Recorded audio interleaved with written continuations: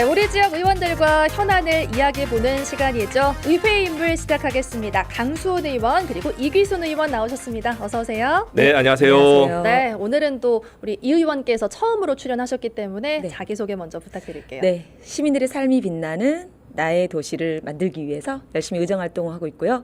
신가동, 광산구 신가동, 신창동, 비아동을 지역구로 두고 있는 광주광역시의원 이기순입니다. 반갑습니다. 네, 좋습니다. 오늘의 활약 기대해 보겠습니다. 네. 부담을 살짝 드리면서 첫 번째 이슈부터 이야기해 볼게요. 새 정부 출범 이후 첫 원내대표가 선출이 됐습니다. 국민의힘은 송원석 의원 그리고 더불어민주당 김병기 원내대표인데요. 어떤 인물들인지 그리고 당에서 좀 어떻게 이끌 것으로 기대하고 있는지부터 말씀해 주시죠. 일단 두 원내대표가 몇 가지 공통점이 있습니다. 첫 번째는 60년대 초반에 경상도 출신의 남성, 이런 태생적인 공통점이 있고요. 또 두 분 다 대학교를 졸업하고 공직생활 경험이 있으세요. 한 분은 김병기 원내대표께서는 국정원에서 경험이 있으시고, 송원석 원내대표께서는 행정고시 합격하셔가지고 주로 이제 기재부 계셨고, 또 두 분 다 3선 국회의원이세요. 그런데 4선 국회의원을 꺾고 원내대표가 되셨어요. 네. 네, 그만큼 의정 활동을 통해서 동료 의원들로부터 신뢰를 많이 받고 계신다. 특히 이제 두 분 다 혁신을 이야기하시는데 거기서 목적하고 좀 다르긴 합니다. 네. 송원석 원내대표께서는 당내 혁신을 주로 이야기를 하시고, 우리 김병기 원내대표께서는 이제 대한민국 혁신을 이야기하시는데, 여기서 이제 그러면 법사위원장 자리를 어느 당에서 맡아야 되냐, 이 논란이 좀 있는 것 같은데요.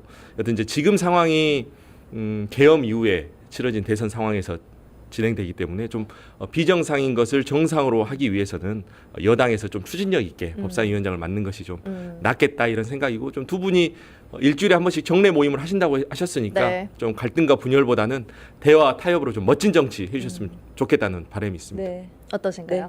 아까 말씀했던 것처럼 공통적인 부분이 있고, 또 그중에 뭐 20대, 21대, 22대 국회의원을 같이 하셨더라고요. 예. 또 지난 21대에서는 여야 예결위 간사를 하면서 서로 간의 협치도 자주 하셔서 어느 정도 소통이 되는 걸로 알고 있어요.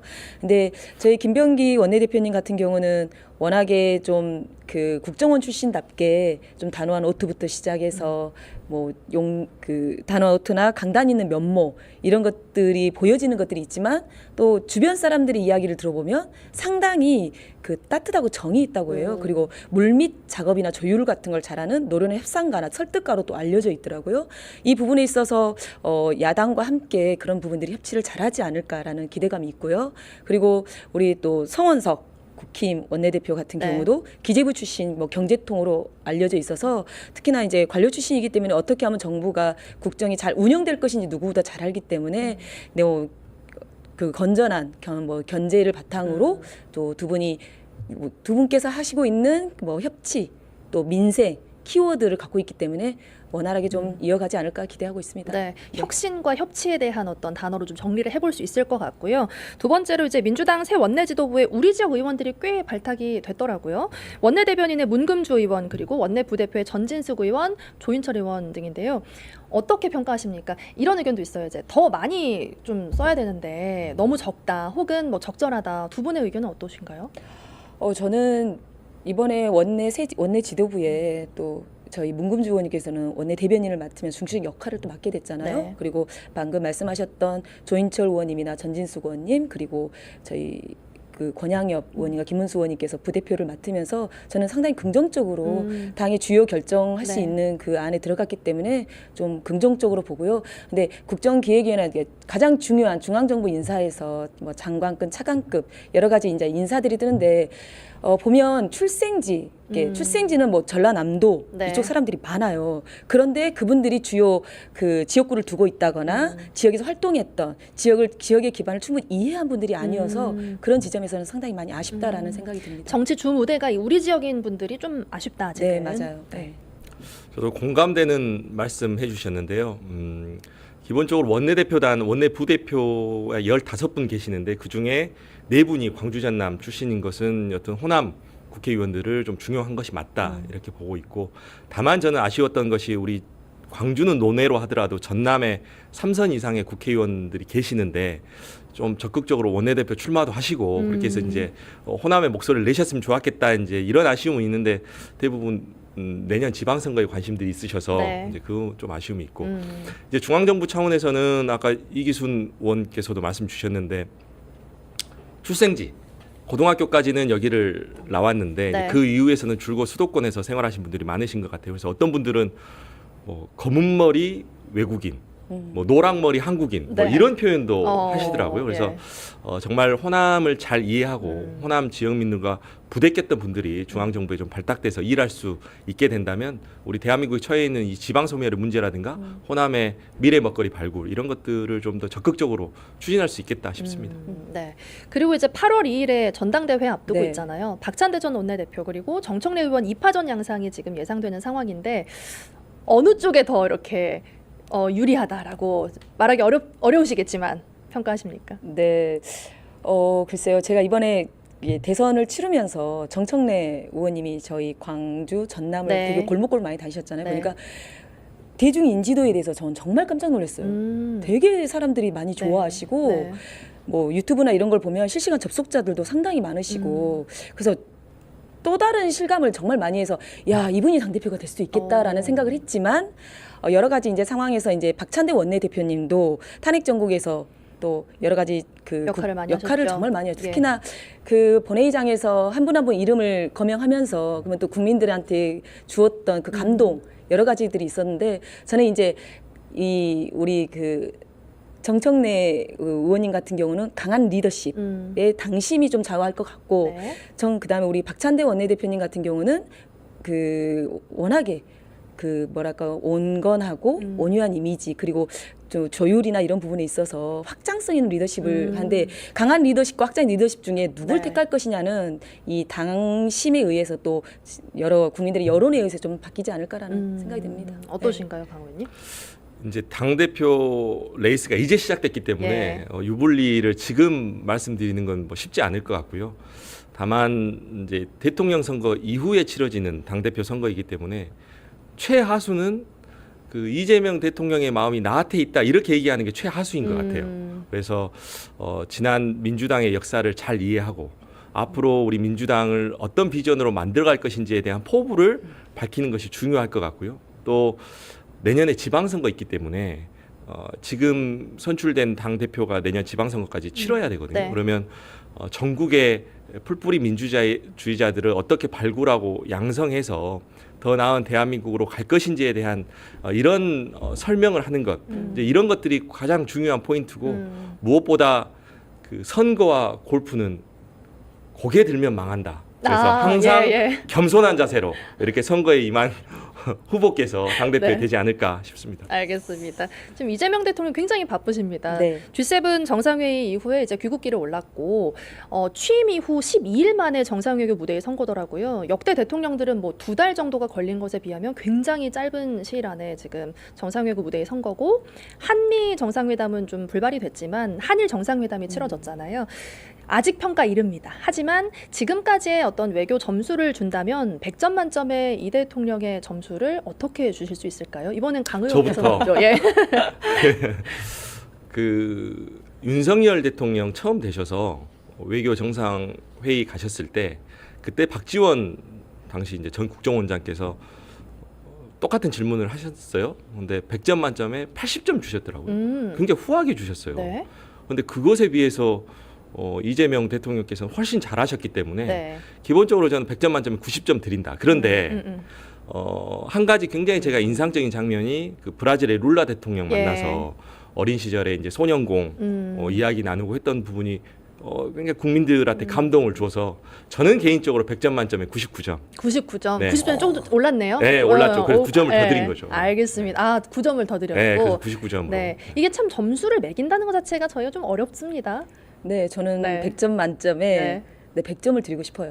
벌써요? 네. 예. 이게 워낙에 조금 또 성급하신 건 아닌가 이런 생각도 들기도 전혀 하고. 그렇지 않습니다. 예. 워낙에 그전 외교가 너무나 음. 엉망이었잖아요. 그래서 이제 국익 중심의 실용적인 외교에 첫발을 네. 떼었다는 것에 저는 네. 큰 의미를 두고 싶습니다. 네. 네. 앞으로를 조금 더 기대해 보는 마음을 네, 담아서 맞습니다. 100점을 드렸습니다. 이제 지역 이슈로 좀 넘어가 보겠습니다. 안타까운 소식인데 광주의 인구가 21년 만에 130만 명대로 떨어졌습니다. 특히 청년 유출이 특광역시 가운데서 가장 높았던 게 좀 주요했다라고 나왔는데 우리 청년 유출 계속 얘기하잖아요. 한 번 더 원인을 짚어보고 그럼 좀 방법은 없을지 얘기를 해볼까요? 네. 청년 유출의 문제는 이번에 140만 인구가 붕괴되면서 네. 이제 계속 대선 이후에 계속적으로 지금 언론 보도가 되고 있는데 매우 심각한 문제죠. 예. 매우 심각한 문제고, 근데 이 청년 유출 문제는 오늘 내일만의 문제는 아니고 매년 저희가 9천에서 1만 명 가량이 유출이 됐었거든요. 네. 근데 이게 채워졌던 것은 전남 쪽에서 인구가 유입됐기 때문에 이렇게 아랫돌 빼서 늘 윗돌 막는 예, 예, 식으로 예. 계속 했다가 이번에 전남이 저출생 그다음에 고령화가 음. 급격적으로 늘어나 보니까 이제는 그 아랫돌 뺄 돌이 없는 거예요. 네. 그러다 보니까 이제 현실적으로 어. 이제 이 수치가 나오는 건데, 이게 단순하게 청년 인구가 많이 유출됐다, 140만 인구가 붕괴됐다라기 그 수치로만은 말하기보다는 이 도시의 지속 가능성에 있어서 참 좀 너무나 심각한 문제라고 말씀을 드리고 싶어요. 근데 네. 특히나 청년들이 유출이 광역대에서 저희가 한 3배 정도 가까이 예. 빠르더라고요. 그래서 그걸 보면 그만큼 광주의 양질의 일자리나 주거는 뭐 둘째 치더라도 문화, 인프라 이런 부분들이 청년들을 만족할 만한 것들이 많이 부족하다라고 네. 말씀드리고 싶습니다. 역시나 일자리 먼저 문제 네. 짚어주셨거든요. 그 이기순 의원님 기억하실 것 같은데 우리 광주광역시의회 9대 광주광역시의회 처음 시작하고 나서 우리가 본회의장에서 발언을 할 때 존경하는 뭐 140만 광주 시민 여러분, 맞아요. 어떤 분들은 140만으로 하시고 네. 어떤 분은 135만으로 하시고 네. 그래서 우리가 135만으로 정리를 한번 했었거든요. 네. 근데 9대 의회가 마무리되기 전에 음. 지금 130만 명이 붕괴돼서 굉장히 아쉬운 마음이 크고요. 말씀 주신 것처럼 광주가 그 전에는 굉장히 특이한 그 데이터가 있었습니다. 대도시의 전체 연령에 비해서 20대 인구가 많았어요. 그 말씀은 전남에서 고등학교를 졸업하고 광주로 네. 많이 오세요. 네. 근데 또 전체 연령에 비해서 30대 인구가 적었어요. 그러니까 20대는 광주에서 보내다가 일자리를 다시 찾기 위해서 다시 나가네. 수도권으로 네. 나가는 이제 이런 경우가 발견이 됐는데 이건 지금 이제 예견된 미래거든요. 결국에는 이제 어떤 일자리를 광주에서 만들어줄 수 있냐. 근데 네. 이제 그 전에는 광주의 산업이 제조업 기반이었기 때문에 이 일자리는 청년들이 요구하는 일자리가 아니거든요. 네. 훨씬 더 디지털 신산업으로 가고 있는 상황이라서 그래서 지금이라도 광주가 인공지능 대표 도시로 발돋움해서 이런 것들 좀 강조하고 특히 이제 창업 분야도 확대해서 네. 그런 정책들을 많이 펴 나가고 그런 매력 있는 도시를 예. 강조하는 것이 중요하겠다 싶습니다. 그러니까 단순한 일자리를 늘리는 게 문제가 아니라 내가 미래를 걸 수 있는 일자리가 많아야 된다는 말씀을 해주신 것 같거든요. 또 어떤 방안이 필요할까요? 이번에 뭐 이재명 정부가 들었으면서 5극 3특 체제하고 지역 균형 발전 전략을 또 냈잖아요. 그중에 호남이 아까 말씀한 우리 강소 의원님께 말씀했던 것처럼 AI 관련, 그리고 신재생 에너지, 네. 재생 에너지 관련이고, 그리고 미리차 관련해서 이런 일자리를 특화적으로 저는 이제 모르겠어요. 그 각 대구도 AI 관련해서 지원해주고 광주 이러면 저는 지역이 발전이 안 된다고 보거든요. 네. 각 지역마다 그 이재명 정부의 그 전략을 보니까 각 지역의 특성에 맞게 네. 서로 이제 경쟁하지 않게 이렇게 밀어주겠다라는 이 부분들이 네. 잘 이루어지면 어느 정도 광주가 다시 회복되지 않을까 싶습니다. 알겠습니다. 마지막으로 이제 금호타이어 화재 관련해서 한 번만 더 짚어보겠습니다. 이번엔 좀 시간 때문에 짧게 살짝 답변 주시면 좋을 것 같은데 여전히 이제 수습하는 어떤 흐름이 좀 느리거든요. 어떻게 진행되고 있나요?